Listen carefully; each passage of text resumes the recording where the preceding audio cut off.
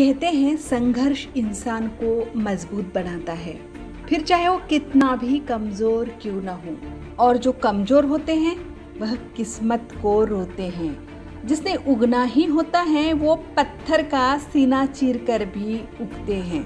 जी हाँ, आज बात करेंगे वेद मेहता जी की, जिन्होंने अपने जन्म के 3 साल बाद ही अपनी आंखों की रोशनी खो दी थी। हालांकि उन्होंने अपनी साहित्य से जुड़ी कला और करियर को ऊंचे मुकाम तक ले जाने के लिए कभी भी अपनी कमियों को आड़े नहीं आने दिया। उन्होंने अपने साहित्य के जरिए अपने आसपास की दुनिया को बेहतरी से समझाने के प्रयास किए।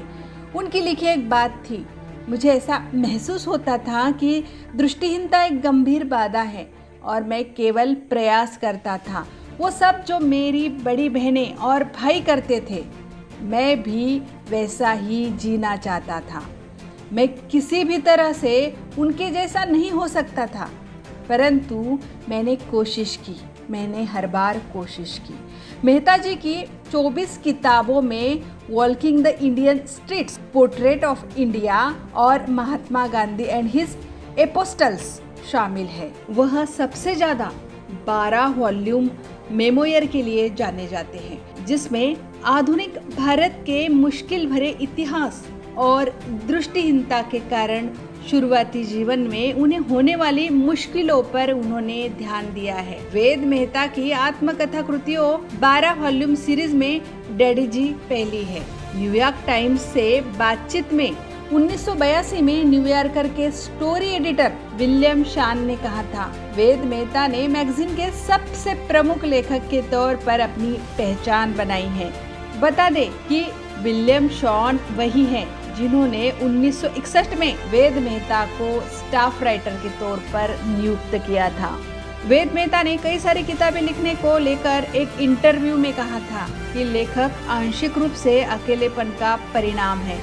उनकी रचनाओं में fly and the fly bottle, encounter with British intellectual, a family affair, India under 3 prime minister, a Ved Mehta reader, the craft of the निबंध, ऐसे बहुत सारे बुक्स हैं। वेद मेहता जी की किताबों को पाठकों के द्वारा बेहद पसंद किया गया है। पोमोना कॉलेज और ऑक्सफोर्ड विश्वविद्यालय से पढ़ाई करने के बाद उन्होंने एक लेखक के तौर पर अपना काम करना शुरू किया। मैगजीन से वह 26 साल की उम्र में जुड़े। उन्होंने भारतीय राजनीति, ऑक्सफोर्ड डांस, धर्मशास्त्र सहित अनेक अन्य विषयों पर लेख लिखे हैं। भारत में जन्मी अभिनेत्री और महिलाओं के लिए रेसिपीज लिखने वाली मधुर जेफरी ने एक बार न्यूयॉर्क मेहता से अपनी पहली मुलाकात को लेकर कहा था, मैं मदद के लिए उन्हें पकड़ने की कोशिश कर रही थी, लेकिन उन्होंने मुझे खिसकने को कहा और तभी से हम दोस्त हैं। वेद मेहता के आंखों की रोशनी बचपन में ही चली गई थी, परंतु उन्होंने हार नहीं मानी और एक कामयाब लेखक के तौर पे वे दुनिया में मशहूर हो गए। दुनिया के लिए वे मिसाल हैं। वेद मेहता जी को देख के हमको ऐसे लगता है कि दुनिया में कुछ भी असंभव नहीं है।